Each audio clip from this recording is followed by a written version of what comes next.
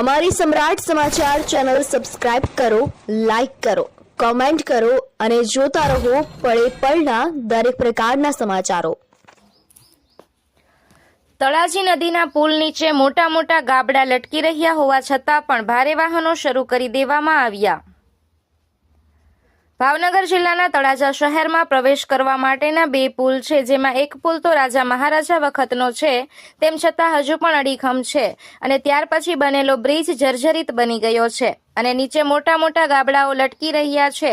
પડ્યો કે પડશે તેવી પરિસ્થિતિમાં છે।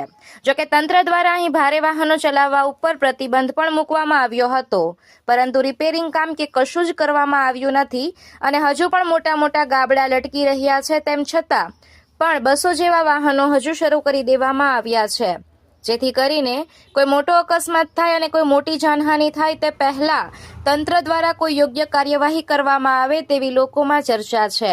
જોકે બાજુમાં જ 9.30 કરોડ રૂપિયાના ખર્ચે નવો બ્રિજ બનવા જઈ રહ્યો છે, પરંતુ જેને ખાસ જરૂરિયાત છે તેવા બ્રિજનું કંઈ પણ કરવામાં આવતું નથી, જેને લઈને લોકોમાં નારાજગી જોવા મળી રહી છે।